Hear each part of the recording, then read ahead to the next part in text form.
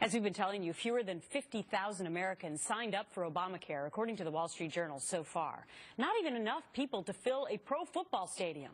And as the Obamacare website glitches continue, the administration pushes other ways to enroll people, including using the controversial Obamacare navigators. Now some lawmakers are pushing to put an end to that program after finding out navigators can be hired with no background checks at all. So a convicted felon could be a navigator and could acquire sensitive personal information from an individual unbeknownst to them. That is possible. Joining me now, Republican Colorado Congressman Scott Tipton. Good to see you, Congressman. Pleasure to be with you. So Senator Cornyn taking it a step further today. In fact, he's put out a press release saying that this behavior is unacceptable about convicted felons potentially being able to be the people getting Americans' personal information. He says the deeply flawed system needs to be shut down immediately. Do you agree? You know, I do. We're seeing compounded problems as the rollout of the president's health care plan is put forward. From navigators, potentially you can be felons, and probably most importantly, the impacts on hardworking, ordinary Americans who are seeing their costs go up, their deductibles go up, their co-pays go up. This completely misses the mark in terms of what we could all agree on. We need a system that addresses affordability and accessibility.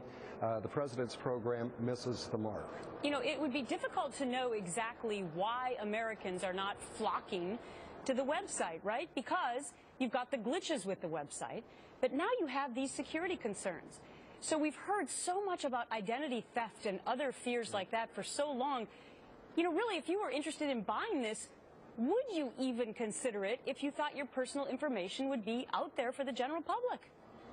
You know, this is probably one of the most failed rollouts that we've seen by anyone in government, and certainly if it were to be coming out of the private sector. You don't know if your information is going to be secure, and even if you wanted to be able to get on, it's simply not accessible for you to be able to get on. This is a broken program, failed from the start.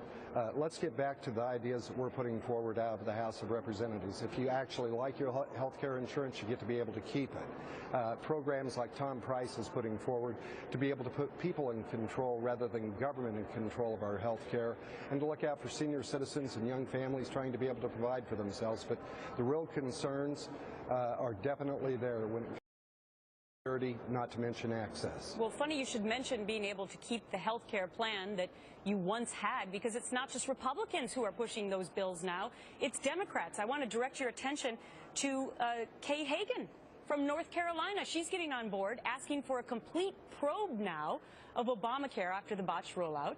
She's from North Carolina, sending a letter to the Department of Health and Human Services saying in part, quote, "These problems are simply unacceptable and Americans deserve answers and swift solutions. Taxpayers are owed a full and transparent accounting of how the vendors contracted to build the site failed to launch it successfully. We strongly urge you to undertake a complete, thorough investigation." I do have to say to you, though, Congressman, I'm a little stunned because she voted for Obamacare. You know, we're seeing a lot of turned around attitudes right now that we're focusing on the impacts of the Affordable Care Act, the President's health care plan. I have an example out of Durango, Colorado, in my district. A lady today who has cancer, her policy was canceled. She is still waiting to be able to see if she's going to be able to get that policy re-upped in time to make sure that her treatments are not delayed. Examples across the United States to where a program is not serving the health care interests of the people or the accessibility issues that we all have empathy for. We're now seeing our Democrat colleagues in the Senate in particular addressing some of the concerns that we've been putting forward for the last 2 years. Yeah. We're glad to see that they're jumping on board now and willing to work with us, hopefully. Well, but a lot of Americans are asking, which one is it? Because could it all be about getting reelected? Congressman Scott Tipton, Republican out of Colorado, thanks for your time today. Thank you so much.